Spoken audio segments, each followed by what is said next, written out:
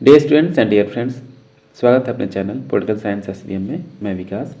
प्यारे साथियों, बीपीएससी द्वारा आयोजित जो 7th फेज की सेकेंड राउंड के जो टीचर रिक्रूटमेंट एग्जामिनेशन चल रही है, उसी के संदर्भ में हम लोग पीजीटी पॉलिटिकल साइंस यानी राजनीति विज्ञान की जो बेहद महत्वपूर्ण जो टॉपिक है, उनसे संबंधित महत्वपूर्ण प्रश्नों की श्रृंखला को सॉल्व कर रहे हैं। उसी क्रम में आज हम लोग भारत के जो संघ की कार्यपालिका है, जो संघीय कार्यपालिका है, जो नेशनल एग्जीक्यूटिव है, उसी के संदर्भ में प्रश्नों को सॉल्व करेंगे। और याद रहे, ये जो आपका इसमें हम लोग लगभग मोर देन 100 क्वेश्चंस को सॉल्व करेंगे। अब मुझे लगता है कि पूरा ये जो टॉपिक है आपका, जो संघीय कार्यपालिका, ये केंद्र सरकार जो है, उससे संबंधित सारे प्रश्न आप टच कर लेंगे। और याद रहे, इसमें हम लोग केवल रिवाइज करेंगे, ज़्यादा डिस्कस नहीं करेंगे, नहीं तो वीडियो लंबा हो जाएगा। आप और ये जो दौर है और हम लोग जो काम कर रहे हैं, केवल रिवीजन का काम कर रहे हैं। आप जितना भी पढ़ रहे हैं उसको रिवाइज करना भी जरूरी है। प्यारे दोस्तों, एक और चीज़ हम आपको बता दें, ज़्यादा हाइपर होने की ज़रूरत नहीं है, घबराने की ज़रूरत नहीं है। पेशेंस रखिए, पॉजिटिव रहिए और रिलैक्स फील कीजिए। इस दौर में आप घबरा जाते हैं या परेशान होते हैं, जो आपकी जो लर्निंग कैपेसिटी है, जो क्या कि ग्रेस्प करने की कैपेसिटी है, कम हो जाती है। याद करते हैं, भूल जाते हैं, लेकिन आप उसी को मतलब कि आप अगर रिवाइज करते हैं तो चीज़ें याद होती हैं। जब क्वेश्चंस आप एक ही प्रश्न को जब बार बार आप सॉल्व करते हैं तो क्वेश्चन आपका याद हो जाता है या दिमाग में बैठ जाता है, और आंसर भी आपका तुरंत वही लगेगा जो सही होता है। तो आइए सॉल्व करते हैं। संघीय कार्यपालिका जो केंद्रीय कार्यपालिका है या सेंट्रल एग्जीक्यूटिव है या जो नेशनल लेवल की गवर्नमेंट है, उससे संबंधित बेहद महत्वपूर्ण प्रश्नों को सॉल्व करते हैं। आगे बढ़ने से पहले आपसे वही एक पुराना सा रिक्वेस्ट है, बार बार रिक्वेस्ट है कि प्लीज़ आप चैनल को सब्सक्राइब कीजिए, साथ ही चैनल को सपोर्ट करने के लिए ज्वाइन भी कीजिए, क्योंकि इसमें बहुत सी चीज़ें होती हैं जो मैनेज करनी पड़ती हैं, तो इसलिए ज़रूरी है कि आप चैनल को सपोर्ट करें। पहला क्वेश्चन देखिए, भारत में राष्ट्रपति का निर्वाचन किस प्रकार होता है? तो भारत में जो राष्ट्रपति का निर्वाचन है वो है आपका, याद रखिए, इसमें जो है प्रश्न है, भारत में राष्ट्रपति का निर्वाचन किस प्रकार होता है? तो प्रत्यक्ष रूप से राज्यसभा के सदस्यों द्वारा, लोकसभा के सदस्यों द्वारा या अप्रत्यक्ष मतदान से। तो इसमें जो राष्ट्रपति है उसका निर्वाचन जनता के प्रतिनिधियों द्वारा अप्रत्यक्ष निर्वाचन के माध्यम से होता है। यानी जो इसका निर्वाचन है डायरेक्टली जनता न करके जनता के निर्वाचित प्रतिनिधि इसका निर्वाचन करते हैं, तो इसको आप अप्रत्यक्ष मतदान बोल सकते हैं। इसमें याद रहे, लोकसभा और राज्यसभा और जो विधानसभा की निर्वाचित सदस्य, क्या है, सब जोड़ा गया, निर्वाचित सदस्य लोकसभा में और राज्यसभा में और विधान परिषदों में के या विधानसभा में जो मनोनीत सदस्य हैं उसके सदस्य इसमें भाग नहीं लेते हैं। केवल लोकसभा और राज्यसभा और विधानसभा के निर्वाचित सदस्य इसकी निर्वाचन प्रक्रिया में भाग लेते हैं। तो ऑप्शन डी राइट आंसर होगा। क्वेश्चन नंबर 2, भारत के राष्ट्रपति का चुनाव किया जाता है। तो भारत के राष्ट्रपति के चुनाव की जो मतदान प्रणाली है वो है आपका सिंगल ट्रांसफरेबल वोट सिस्टम, यानी एकल हस्तांतरित मत प्रणाली द्वारा। अगला प्रश्न है, भारत के राष्ट्रपति के उम्मीदवार के प्रस्ताव का अनुसमर्थन किया जाना चाहिए कम से कम कितने निर्वाचकों के द्वारा? तो कम से कम 50 निर्वाचक उसके नाम का प्रस्तावक हों और 50 ही उसके अनुसमर्थन करने वाले हों, यानी कुल 100 सदस्यों की आपकी आवश्यकता पड़ती है, तभी आप इसके लिए नॉमिनेशन फॉर्म अप्लाई कर सकते हैं। अब अगला प्रश्न है, निम्नलिखित में से कौन भारत के राष्ट्रपति के निर्वाचन हेतु निर्वाचक गण में शामिल नहीं है? जो इलेक्टोरल बोर्ड है, तो उसमें जो इलेक्टोरल कॉलेज है उसमें राष्ट्रपति के निर्वाचन के लिए जो भी निर्वाचक मंडल है, निर्वाचक मंडल हुआ कि जो एक ऐसी प्रक्रिया, एक ऐसी संस्था या उस समूह में वे लोग जो किसी एक सदस्य का निर्वाचित करते हैं। जैसे राष्ट्रपति को निर्वाचित करने वाले कौन कौन से सदस्य, कौन कौन से लोग होंगे जो राष्ट्रपति निर्वाचन में भाग लेंगे, उसी को हम निर्वाचक मंडल बोलते हैं या इलेक्टोरल कॉलेज बोलते हैं। तो निर्वाचक हेतु सम्मिलित नहीं है, आपसे पूछ रहा, सम्मिलित नहीं है। लोकसभा के निर्वाचित सदस्य इसमें शामिल है, राज्यसभा के निर्वाचित सदस्य भी शामिल है, राज्य विधानसभाओं के निर्वाचित सदस्य भी शामिल है। तो याद रहे, ABC राष्ट्रपति के निर्वाचक गण में शामिल है या निर्वाचक मंडल में शामिल है, लेकिन राज्य विधान परिषदों के जो निर्वाचित सदस्य हैं इसके निर्वाचन में शामिल नहीं है, निर्वाचक मंडल में शामिल नहीं है। तो ऑप्शन डी राइट आंसर होगा। अगला प्रश्न है कि अगर भारत के राष्ट्रपति के चुनाव में कोई विवाद है तो उस विवाद को सौंपा जा सकता है। तो राष्ट्रपति और उपराष्ट्रपति से संबंधित चुनाव के इन जो दोनों पद हैं, अगर इनसे कोई विवाद उत्पन्न होता है तो उसका केवल और केवल निर्धारण किसके माध्यम से होगा? भारत के सर्वोच्च न्यायालय के माध्यम से, यानी सुप्रीम कोर्ट। क्वेश्चन नंबर 6 है, राष्ट्रपति के निर्वाचक मंडल के सदस्य होते हैं। तो राष्ट्रपति के जो निर्वाचक मंडल के सदस्य हैं वो लोग हैं कौन कौन? कि संसद के दोनों सदनों के निर्वाचित सदस्य, राज्य विधानमंडलों के दोनों के निर्वाचित, बिल्कुल नहीं, केवल और केवल विधानसभा, तो ये गलत हो गया, केवल और केवल विधानसभा निर्वाचित सदस्य ही इसमें भाग लेते हैं। सभी राज्यों की विधानसभाओं के निर्वाचित सदस्य सही है। दिल्ली और पुदुचेरी विधानसभाओं के निर्वाचित सदस्य, ये भी सही है। 1, 3, 4 यानी ऑप्शन डी राइट आंसर होगा। अगला प्रश्न है कि निम्नलिखित में से कौन राष्ट्रपति के चुनाव प्रकरण के लिए सही नहीं है? तो राष्ट्रपति के चुनाव प्रकरण के लिए कौन सा इसमें से सही नहीं है? तो है आपका कि निर्वाचक मंडल के अपूर्ण होने के आधार पर राष्ट्रपति का चुनाव स्थगित किया जा सकता है, बिल्कुल नहीं, कथन गलत है। क्वेश्चन नंबर 8 है, कथन और कारण।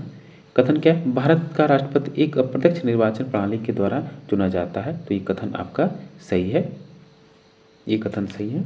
एक निर्वाचक मंडल की व्यवस्था है जो संसद के दोनों सदनों और राज्य की विधानसभाओं निर्वाचित सदस्यों से मिलकर बनती है, कथन भी सही है, कारण भी सही है, और जो आ रहा है एक ही उचित व्याख्या या सही स्पष्टीकरण, तो ऑप्शन सी राइट आंसर होगा।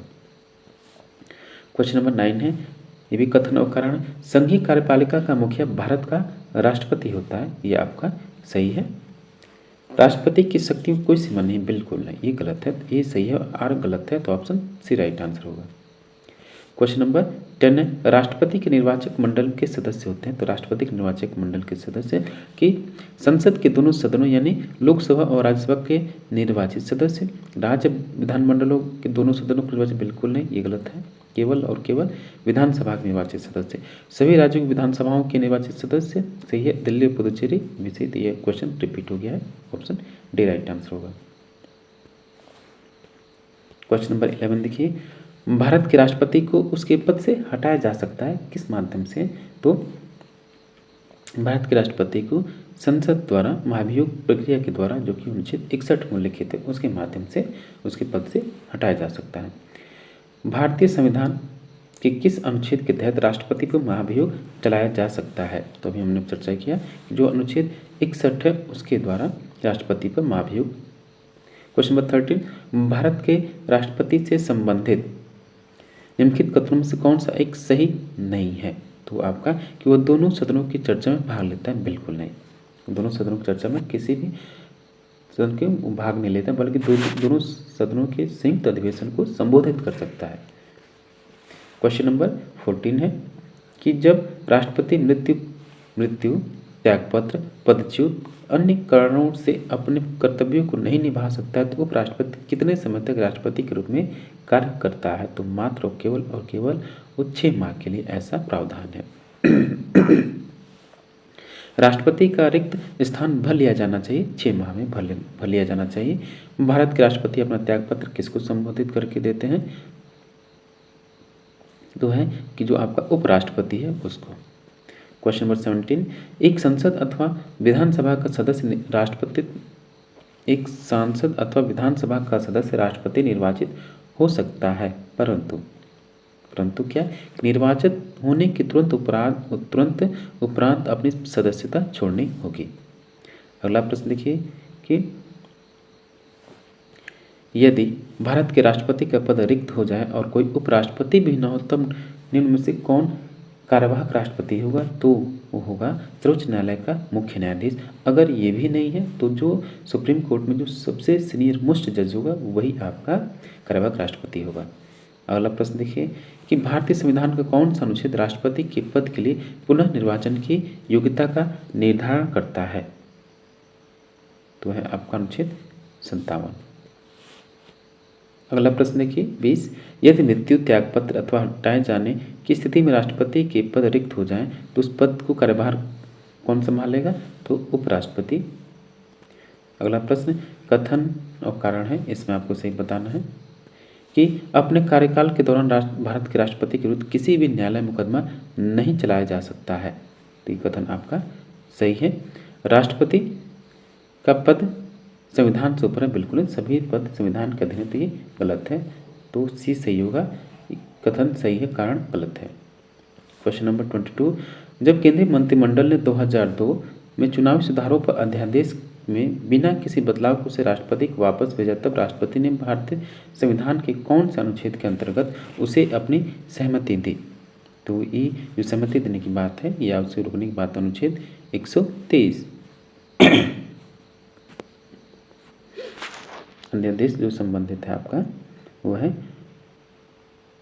अनुच्छेद 123 में, तो ये जो है आपका अध्यादेश के द्वारा इसे आप ला भी सकते हैं। क्वेश्चन नंबर 23 है, भारत के संविधान के किस अनुच्छेद के अधीन भारत के राष्ट्रपति को अध्यादेश जारी करने की शक्ति है? तो अनुच्छेद 1, 2, 3 के तहत, यानी 123 में वो अध्यादेश जारी कर सकता है। संविधान असाधारण परिस्थितियों में राष्ट्रपति को राज्यपाल के कृत्यों के निर्वहन हेतु उपबंध कर सकता है, तो है आपका अनुच्छेद 160, ऑप्शन ए सही होगा।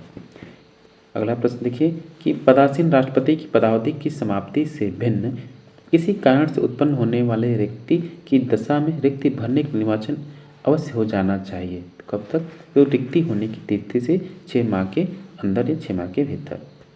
क्वेश्चन नंबर 26 है, निम्नलिखित में से राष्ट्रपति किसकी नियुक्ति करता है? तो राष्ट्रपति जो अटॉर्नी जनरल है उसका, सीएजी की और एक राज्यपाल की नियुक्ति करता है, तो ऑप्शन डी राइट होगा, उपयुक्त सभी की वो नियुक्ति करता है। निम्न में से भारत का राष्ट्रपति किसकी नियुक्ति नहीं करता है? आपसे पूछ रहा, नहीं करता है।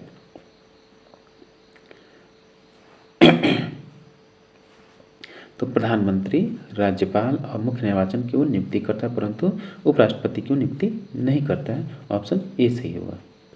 क्वेश्चन नंबर 28, राष्ट्रपति द्वारा जारी एक अध्यादेश संसद के सत्र शुरू होने के बाद कितने समय तक रखा जाना आवश्यक है? तो है आपका 6 सप्ताह तक। अगला प्रश्न देखिए कि निम्नलिखित में से किन की नियुक्ति भारत के राष्ट्रपति द्वारा की जाती है? तो भारत के राष्ट्रपति द्वारा नियुक्ति की संघ राज्य क्षेत्र के जो मुख्यमंत्री, एक तो उनकी, और वित्त आयोग के जो अध्यक्ष हैं उनकी अनुच्छेद 280 के तहत वित्त आयोग की स्थापना की जाती है, जिसके अध्यक्ष की नियुक्ति राष्ट्रपति के द्वारा की जाती है, और योजना आयोग के उपाध्यक्ष की नियुक्ति प्रधानमंत्री के द्वारा की जाती है, न कि राष्ट्रपति के द्वारा। एक गलत है, तो ऑप्शन सी राइट आंसर होगा, 1, 3। क्वेश्चन नंबर 30, अनुच्छेद 108 के अंतर्गत लोकसभा और राज्यसभा की संयुक्त बैठक आहूत की जाती है, यानी संयुक्त बैठक की आहूत की जाती है, उसको बुलाया जाता है राष्ट्रपति के द्वारा, और उसकी अध्यक्षता लोकसभा के अध्यक्ष के द्वारा की जाती है। अगला प्रश्न है कि भारतीय संविधान के अनुसार भारत के राष्ट्रपति का यह कर्तव्य है कि वे निम्नलिखित में से किसको या किनको संसद के पटल पर रखवाए, यानी कौन सी रिपोर्ट जो है या किनकी सिफारिशों को वो संसद में रखवाता है या प्रस्तुत करवाता है? तो कौन सा है वो? एक तो संघ वित्त आयोग की सिफारिशों को, लोक लेखा समिति के प्रतिवेदन को, ये नहीं है, बल्कि सीएजी आया जाएगा यहाँ, उसके प्रतिवेदन को, नियंत्रक महालेखा देखिए आ गया ये, और राष्ट्रीय अनुसूचित जाति आयोग के प्रतिवेदन को। सही है, 1, 3, 4, तो ऑप्शन सी राइट आंसर होगा। अगला प्रश्न है कि भारत के राष्ट्रपति की अनुशंसा पर लोकसभा को भंग कर सकते हैं, तो लोकसभा को भंग करने का काम प्रधानमंत्री का। क्वेश्चन नंबर 33 है, राष्ट्रपति लोकसभा को भंग कब कर सकता है? तो राष्ट्रपति लोकसभा को भंग कब कर सकता है? तो प्रधानमंत्री की अनुशंसा पर या सिफारिश करे प्रधानमंत्री तब। क्वेश्चन नंबर 34 कि भारतीय संविधान के निम्नलिखित में से किस एक संशोधन द्वारा राष्ट्रपति कोई भी मामला मंत्रिपरिषद द्वारा पुनर्विचार किए जाने के लिए वापस भेजने का अधिकार दिया गया? ये है आपका 44वें संविधान संशोधन के तहत। अगला प्रश्न कि भारत के निम्न मुख्य न्यायाधीशों में से किस एक ने राष्ट्रपति के रूप में कार्य किया था? तो थे आपके जस्टिस एम हिदायतुल्लाह, कार्यवाहक राष्ट्रपति के रूप में उन्होंने कार्य किया, या जो हिदायतुल्लाह हैं। अगला कि 36 कि निम्नलिखित भारत के राष्ट्रपतियों में कौन दार्शनिक राजा अथवा दार्शनिक शासक के रूप में जाना जाता है? तो आपके जो हैं जो राधा कृष्णन है, ये बहुत बड़े विद्वान थे, फिलोसफर थे, इस वजह से उनको ऐसा उपाधि या विशेषण का प्रयोग किया गया। क्वेश्चन नंबर 37 कि भारत के किस राष्ट्रपति को मिसाइल मैन की संज्ञा दी जाती है? तो आपको सभी पता है, प्रियजन सब प्रिय भारत। एक ऐसा राष्ट्रपति जो जन जन में प्रिय हुआ वो एपीजे अब्दुल कलाम। ये भारत भारतवासियों के राष्ट्रपति हुए जिनको मिसाइल मैन की संज्ञा दी जाती है। क्वेश्चन नंबर 38 कि ये कथन और कारण से संबंधित है। राष्ट्रपति संसद का भाग है, बिल्कुल सही है। राष्ट्रपति संसद के 3 अंग हैं, लोकसभा, राज्यसभा और राष्ट्रपति स्वयं इसका एक भाग है। ये सही है आपका। और संसद के दोनों सदनों द्वारा पारित विधेयक बिना राष्ट्रपति की स्वीकृति के कानून नहीं बन सकता, ये भी सही है। ए और आर दोनों सही है, आर ए की सही स्पष्टीकरण है। अगला प्रश्न 39 कि निम्नलिखित राष्ट्रपतियों में से कौन ट्रेड यूनियन आंदोलन से संबंधित रहा? ट्रेड यूनियन आंदोलन से कौन सा राष्ट्रपति संबंधित रहा? तो है आपके वीवी गिरी, ये ट्रेड यूनियन के अध्यक्ष भी रहे हैं। क्वेश्चन नंबर नेक्स्ट है, निम्न में से कौन सा वैधानिक विशेषाधिकार राष्ट्रपति का नहीं है? तो राष्ट्रपति कौन सा वैधानिक विशेषाधिकार नहीं है? तो है वित्तीय बिल को पुनर्विचार हेतु लौटाना। वित्त विधेयक को उसको वो लौटा नहीं सकता क्योंकि ऑलरेडी उससे रजामंदी दी जा चुकी होती है। क्वेश्चन नंबर 41, भारत के लिए राष्ट्रपति का अभिभाषण कौन तैयार करता है? तो भारत के लिए जो संसद के लिए राष्ट्रपति का जो अभिभाषण होता है वो केंद्रीय मंत्रिमंडल तैयार करती है।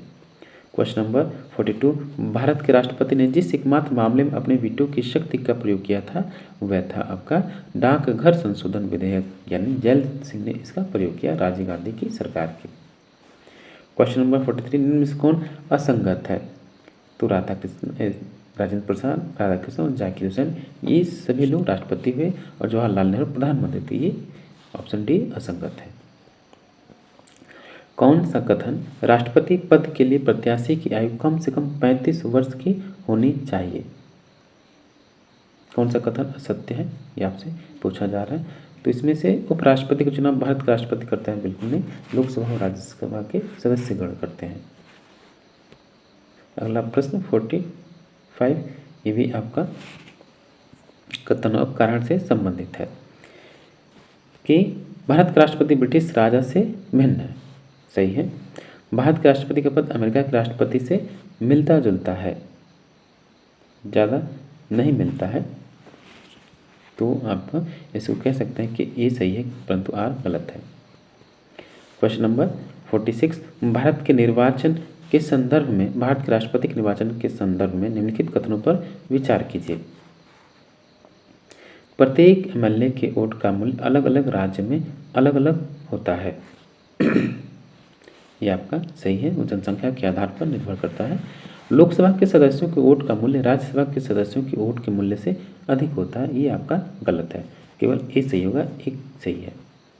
कि राष्ट्रपति के निर्वाचन में राज्य मुख्यमंत्री मतदान करने के लिए पात्र नहीं होता है यदि वो क्या है, उसे उच्च सदन का सदस्य है या विधान परिषद का सदस्य है। तो ऑप्शन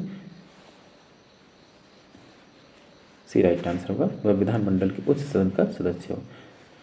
क्वेश्चन नंबर 48 है, कथनों पर विचार करना और सही कथन आपको इसमें से सेलेक्ट करना है। भारत में राष्ट्रपति चुनाव के निर्वाचक मंडल में विधानसभा के निर्वाचित सदस्य के मत का मूल्यांकन बराबर राज्य की जनसंख्या, राज्य की विधानसभा निर्वाचित सदस्यों की संख्या गुणे 100, ये गलत है। एक निर्वाचित संसद के मत का मूल्यांकन सभी निर्वाचित विधानसभा सदस्यों के मतों बराबर मतों का कुल मान भागा निर्वाचित संसद सदस्यों की कुल संख्या, ये आपका सही है। आखिरी चुनाव 5000 मतदाता थे, नहीं ये गलत है, तो केवल इसमें दो सही, ऑप्शन बी राइट आंसर होगा, केवल 2 सही है। क्वेश्चन नंबर 49 कि राष्ट्रपति के उम्मीदवार के लिए क्या आवश्यक नहीं है? तो एक तो 49 जो है 35 वर्ष का हो, सांसद चुने जाने की योग्यता रखता हो और देश का नागरिक हो, कोई जो कि पढ़ा लिखा हो, याद रखिए। तो ऑप्शन बी राइट आंसर होगा। अगला प्रश्न देखिए, क्वेश्चन नंबर 50, राष्ट्रपति 5 वर्ष तक अपने पद पर रहता है, कब से? तो अपने पद ग्रहण के दिन से वो 5 वर्ष तक अपने पद पर रहता है। क्वेश्चन नंबर 51,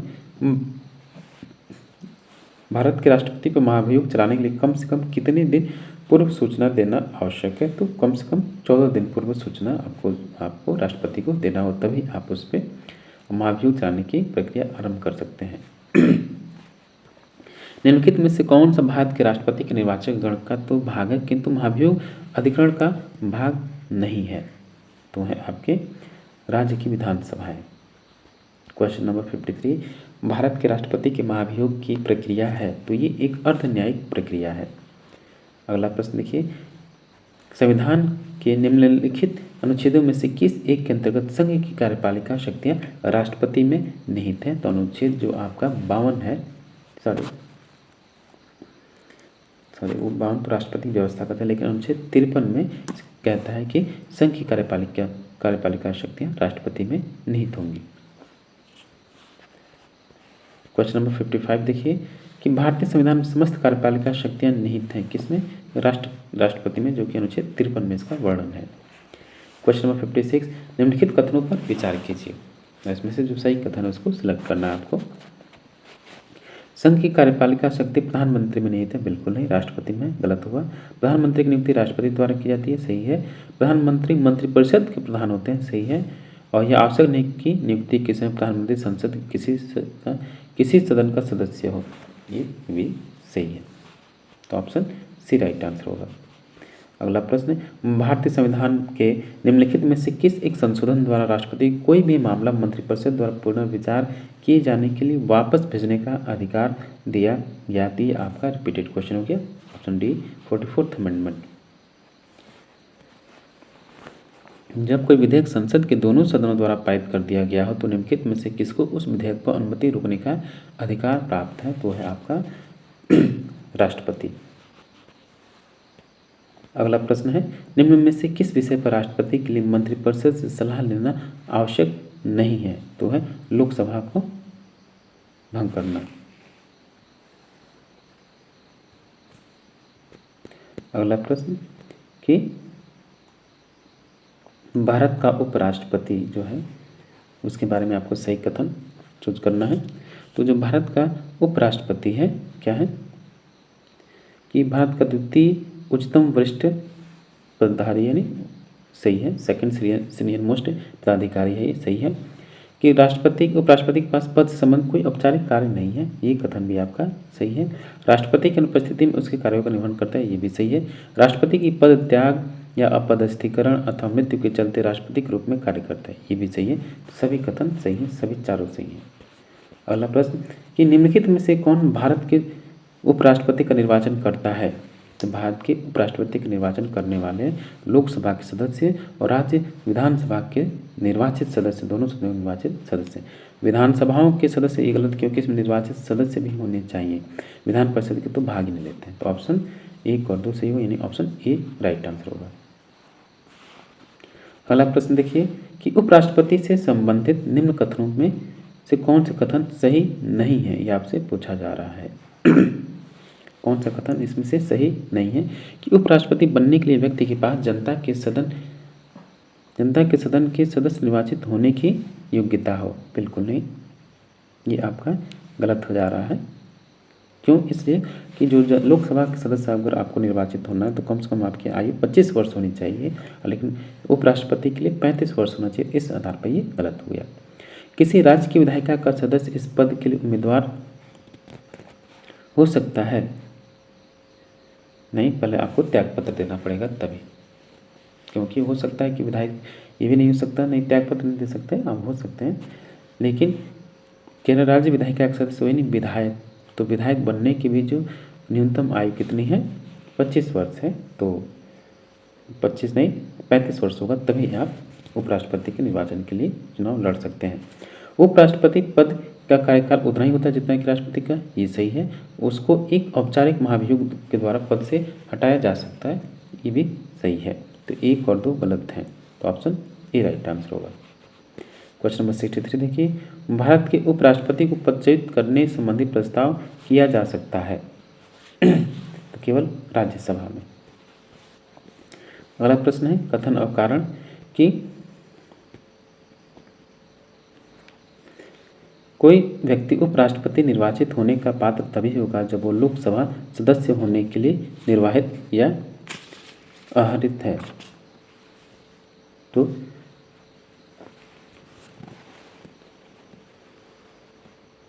राज्यसभा के सदस्य होने के लिए अर्हत है, ये आपका कथन सही है। उपराष्ट्रपति राज्यसभा का पदेन सभापति होता है, ये भी आपका सही है। तो ऑप्शन ए राइट आंसर होगा। अगला प्रश्न है, उपराष्ट्रपति को उनके पद से निम्न में से किसके प्रस्ताव के द्वारा हटाया जा सकता है? तो राज्यसभा के प्रस्ताव के द्वारा। राज्यसभा का सभापति कौन है? तो राज्य के सभापति का जो होता है, राज्यसभा का जो सभापति होता है, पदेन सभापति उपराष्ट्रपति होता है। अगला प्रश्न है कि निम्नलिखित में से किसने भारत के उपराष्ट्रपति पद संभाला है? तो है आपके हिदायतुल्ला और शंकर दयाल शर्मा, ये लोग ऐसे हैं जो उपराष्ट्रपति भी रहे और राष्ट्रपति भी रहे। तो ऑप्शन एक को चाहिए, यानी ऑप्शन बी राइट आंसर होगा। यदि भारत के प्रधानमंत्री संसद के उच्च सदन के सदस्य हैं तो कौन सी शर्त उन पर लागू होती है? तो वे अविश्वास प्रस्ताव की स्थिति में अपने पक्ष में वोट नहीं दे सकेंगे। अगला प्रश्न, भारतीय संविधान के निम्नलिखित प्रावधानों में से कौन सा प्रावधान मंत्रिपरिषद की नियुक्ति तथा पदच्युति को विवेचित करता है? तो आपका अनुच्छेद 75। भारत में वह मंत्री जो संसद के सदनों में से किसी सदन का भी सदस्य नहीं है, मंत्री के पद से मुक्त हो जाना पड़ता है कम से 6 माह के पश्चात, यानी 6 माह के अंदर आपको कहने का मतलब ये है कि किसी न किसी सदन की सदस्यता लेना आपके लिए अनिवार्य है। अगला प्रश्न देखिए कि भारत के प्रधानमंत्री के विषय में निम्नलिखित कथनों में से कौन सा कथन सही है? तो प्रधानमंत्री के बारे में जो कथन सत्य है कि प्रधानमंत्री मंत्रिपरिषद का वास्तविक नेता होता है, मंत्री में प्रधान, इसलिए हम उसको प्रधानमंत्री बोलते हैं। तो ऑप्शन डी राइट आंसर होगा। क्वेश्चन नंबर 72 कि केंद्रीय सरकार के संदर्भ में निम्नलिखित कथनों पर आपको विचार करना है, कौन सा इसमें से कथन सही है। भारत के संविधान में उपबंध है कि समस्त कैबिनेट मंत्री अनिवार्य रूप से केवल लोकसभा के ही आसीन सदस्य होंगे, ये गलत है। दोनों सदनों में से कोई भी हो सकता है।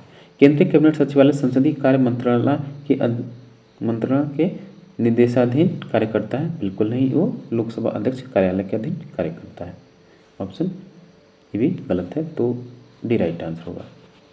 क्वेश्चन नंबर 73 देखिए, कथन और कारण कि भारत में मंत्रिपरिषद संयुक्त रूप से लोकसभा और राज्यसभा दोनों के प्रति उत्तरदायी, ये गलत है। जो 75(3) है उसमें मंत्रिपरिषद जो है लोकसभा के प्रति सामूहिक उत्तरदायित्व रखती है। लोकसभा और राज्यसभा दोनों के सदन संघीय सरकार में मंत्री बनने के लिए पात्रता रखते हैं, ये आपका सही है। तो कथन गलत हुआ और कारण सही है, तो ऑप्शन डी राइट आंसर होगा। क्वेश्चन नंबर 74 निम्नलिखित में से कौन सा एक प्रस्ताव भारत में मंत्रिपरिषद रख सकती है? तो प्रस्ताव है विश्वास प्रस्ताव, वही तो बाकी तीनों जो है विपक्ष का कार्य है, मंत्रिपरिषद नहीं करती है, विश्वास प्रस्ताव रख सकती है। अगला कि भारत के प्रधानमंत्री में से कौन अपने कार्यकाल में संसद में कभी भी उपस्थित नहीं हुआ? तो चौधरी चरण सिंह जी थे। क्वेश्चन नंबर 76 देखिए कि प्रधानमंत्री को लोकसभा द्वारा चुना जाता है या संसद द्वारा चुना जाता है या राष्ट्रपति द्वारा नियुक्त किया जाता है या लोकसभा बहुमत पार्टी द्वारा नामित किया जाता है? तीनों ये सबसे सही जो सटीक होगा कि प्रधानमंत्री को राष्ट्रपति द्वारा नियुक्त किया जाता है। क्वेश्चन नंबर 77 निम्नलिखित में से कौन से एक बार से अधिक प्रधानमंत्री नियुक्त हुए? तो जवाहरलाल नेहरू, इंदिरा गांधी और साथ ही जो गुलजारी लाल नंदा हैं वो 2 बार बतौर उप प्रधानमंत्री कार्यवाहक प्रधानमंत्री नियुक्त किए गए, ये भी सही होगा। और अटल बिहारी वाजपेयी, सभी इसका सही होगा। क्वेश्चन नंबर 77 देखिए, अगला प्रश्न है आपका 78 केंद्रीय मंत्रिपरिषद के त्यागपत्र देने के उपरांत निम्नलिखित में से कौन से एक सही स्थिति नहीं है? तो है आपका कि राष्ट्रपति शासन लागू जाएगा, बिल्कुल नहीं, ऑप्शन ए राइट आंसर होगा। मुख्य तो आम चुनाव हो सकता है, नहीं तो कोई दूसरा प्रधानमंत्री बन सकता है या दूसरे दल द्वारा सरकार बनाने की घोषणा की जा सकती है, दावा पेश किया जा सकता है। क्वेश्चन नंबर 79 निम्नलिखित में से किसका भारत के संविधान में तो स्पष्ट उल्लेख नहीं है पर परिपाटी के रूप में पालन किया जाता है? तो है आपका प्रधानमंत्री यदि निम्न सदन में बहुमत खो देता है तो उसे त्यागपत्र दे देना चाहिए। तो ऑप्शन बी राइट आंसर है। क्वेश्चन नंबर 80, भारत की संसद के संदर्भ में या संबंध में निम्नलिखित में से कौन सा कथन सही नहीं है? तो इसका आंसर होगा कि मंत्रिमंडल के सदस्य निम्न सदन तक सीमित है। बिल्कुल नहीं, निम्न सदन और उच्च सदन दोनों तक सीमित है। तो ऑप्शन सी राइट आंसर होगा। अगला प्रश्न, निम्न कथनों पर विचार कीजिए। कथन और कारण से संबंधित प्रश्न है ये कि किसी व्यक्ति को उप प्रधानमंत्री कहना केवल राजनीतिक निर्णय है। ये कथन आपका सही है। संविधान में इसका उल्लेख नहीं है। वह उसे प्रधानमंत्री को कोई अधिकार प्रदान नहीं करता है। एक भी ऐसा नहीं है। प्रधानमंत्री का अधिकार कभी कभी मान कार्यवाहक प्रधानमंत्री के रूप में कार्य कर सकता है। तो 81 होगा उसका सही आंसर। ए और आर दोनों सही तो हैं लेकिन व्याख्या नहीं है। बी सही होगा। क्वेश्चन नंबर 82 की कथन मंत्री नीति बनाते समय लोग और लोक सेवक उनका क्रियान्वयन करते हैं। मंत्री नीति बनाते हैं और लोक सेवक उनका क्रियान्वयन करते हैं।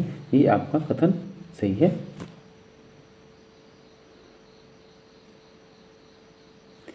और संसदीय प्रणाली में मंत्रियों का उत्तरदायित्व का सिद्धांत कार्य करता है। ये कथन सही है। लेकिन क्या होगा, कथन कारण दोनों सही लेकिन स्पष्टीकरण सही नहीं है। तो ऑप्शन बी सही होगा। अगला प्रश्न, उप प्रधानमंत्री पद का सृजन, जो उप प्रधानमंत्री पद का सृजन है वो है आपका संविधान के प्रावधानों से हटकर होगा क्योंकि इसका संविधान में उल्लेख नहीं है। अगला प्रश्न देखिए 84, निम्नलिखित में से कौन सा शब्द या शब्दावली भारत के संविधान में उल्लिखित नहीं है? तो है आपका बजट, बल्कि इसके जगह वार्षिक वित्तीय विवरण। क्वेश्चन नंबर 85 है, भारत के प्रधानमंत्री की नियुक्ति के समय क्या सही है? तो नियुक्ति समय जरूर नहीं कि वह संसद के दोनों सदनों में से एक अवश्य रूप से सदस्य हो, परंतु 6 माह के अंदर आवश्यक रूप से दोनों सदनों में से किसी एक सदन का सदस्य हो जाना आवश्यक है, नहीं तो उससे त्यागपत्र देना पड़ेगा। ये सही है इसमें। क्वेश्चन नंबर 86 देखिए कि भारत में अविश्वास प्रस्ताव के समय निम्न कथनों पर विचार कीजिए। तो है कि कौन से इसमें से सही कथन है? भारत के संविधान किसी अविश्वास प्रस्ताव का कोई उल्लेख नहीं है। ये भी आपका कथन सही है।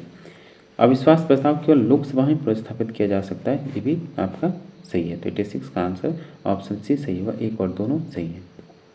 87 देखिए, निम्नलिखित में से कौन भारत के प्रधानमंत्री बनने से पूर्व मंत्रिपरिषद के सदस्य नहीं रहे थे? तो यह आपके चंद्रशेखर। अगला प्रश्न कि भारत का प्रधानमंत्री मुख्य है। तो भारत का प्रधानमंत्री किसका मुखिया है? तो वो है आपका कि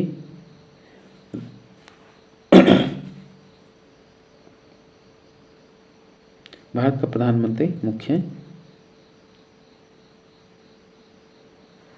राज्य तथा केंद्रीय सरकार, बिल्कुल नहीं, मुखिया नहीं है, केंद्रीय सरकार का वो मुखिया है। तो ऑप्शन जो इसमें केवल सी राइट आंसर होगा। 88 89 निम्नलिखित में से कौन भारत के केंद्रीय मंत्री रहे हैं? भारत में के केंद्रीय मंत्री कौन कौन से लोग रहे हैं? तो ये सभी लोग रहे हैं।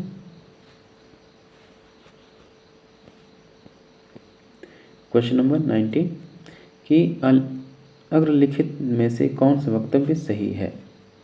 इसमें से कौन सा कथन सही है?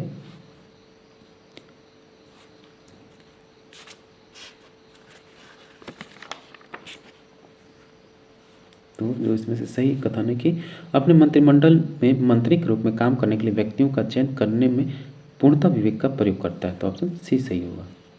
अगला प्रश्न देखिए, लाभ के पद का निर्णय या डिसीजन कौन करता है? तो लाभ के पद का निर्णय करने वाला जो संस्था है वो आपका संघीय संसद। अगला प्रश्न कि सामूहिक रूप से उत्तरदायी होता है मंत्रिपरिषद, सामूहिक रूप से उत्तरदायी होती है तो किसके प्रति? तो एक तो लोकसभा के प्रति संवैधानिक बाध्यता के अनुसार और 75(3) के अनुसार। तो 1 2 3 सही होगा, यानी ऑप्शन बी राइट आंसर होगा। अगला प्रश्न है कि भारतीय संविधान के संदर्भ में निम्नलिखित कथनों पर विचार कीजिए। इसमें से आपको सही कथन बताना है कि संघीय मंत्रिपरिषद लोकसभा के प्रति सामूहिक रूप से उत्तरदायी होगी। ये आपका सही है। संघ के मंत्री प्रधानमंत्री के प्रसाद पर्यंत अपने पद धारण करें, बिल्कुल नहीं। राष्ट्रपति के प्रसाद पर्यंत अपने पद धारण करते हैं, तो केवल एक सही होगा। क्वेश्चन नंबर 94 है कि अपना त्यागपत्र देने के बाद भारत के एक मंत्री को अपने त्यागपत्र के विषय में लोकसभा में व्यक्तिगत वक्तव्य देने के लिए किसकी अनुमति की आवश्यकता होती है? तो है स्पीकर ने लोकसभा अध्यक्ष की। अगला प्रश्न कि किस सदन के सदस्यों द्वारा बहुमत से अविश्वास प्रस्ताव पास होने पर मंत्रिपरिषद को त्याग देना पड़ेगा? तो लोकसभा के सदस्यों। क्वेश्चन नंबर 96 कि भारतीय शासन में वास्तविक कार्यपालिका शक्ति किसके पास होती है? पूछ रहा वास्तविक कार्यपालिका शक्ति प्रधानमंत्री के पास होती है।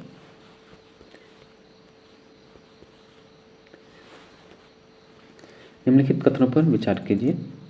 तो है आपका कि मंत्रिपरिषद संसद के प्रति सामूहिक रूप से उत्तरदायी होगी, सही है।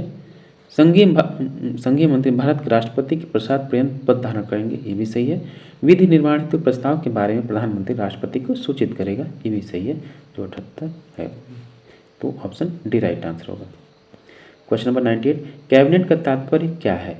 तो कैबिनेट का तात्पर्य यह है कि कैबिनेट स्तर के मंत्री आमतौर पर भारत के प्रधानमंत्री होते हैं। आमतौर पर भारत के प्रधानमंत्री लोकसभा के सदस्य होते हैं। क्वेश्चन नंबर 100 है संविधान में मंत्रिमंडल शब्द एक ही बार प्रयोग हुआ है, और यह किसमें?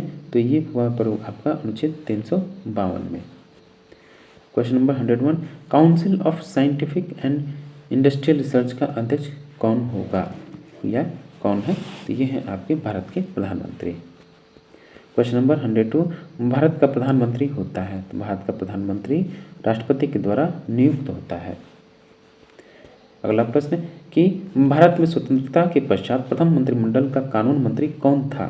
तो प्रथम मंत्रिमंडल के जो कानून मंत्री थे वो थे आपके BR अम्बेडकर। क्वेश्चन नंबर 104 कि निम्नलिखित में से कौन अपने प्रधानमंत्रित्व काल में लोकसभा के सदस्य थे? तो लोकसभा के सदस्य कौन थे इसमें से?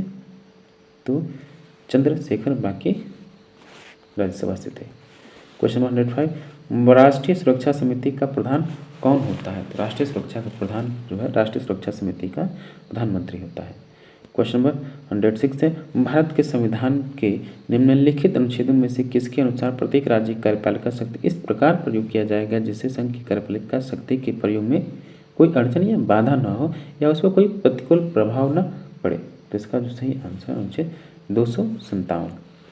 तो डियर स्टूडेंट्स, ये था आपका BPSC PGT पॉलिटिकल साइंस के लिए बेहद महत्वपूर्ण प्रश्नों की श्रृंखला, जो आज हम केंद्रीय सरकार हुई संघीय कार्यपालिका से संबंधित प्रश्नों को शामिल किया गया। और ये प्रश्न आपके किसी भी एग्जाम के लिए महत्वपूर्ण, चाहे आपका वनडे एग्जाम हो, चाहे TGT, चाहे PGT, चाहे कोई सा भी एग्जाम देता है पॉलिटिकल साइंस रिलेटेड, उसके लिए बेहद महत्वपूर्ण है, खासकर BPSC PGT पॉलिटिकल साइंस के लिए। तो उम्मीद है कि आप इस वीडियो को पूरा देखेंगे, अपने दोस्तों में अधिक से अधिक शेयर करेंगे और साथ ही चैनल को अवश्य सब्सक्राइब करेंगे। मिलते हैं आपसे नेक्स्ट वीडियो में। Thank you for watching.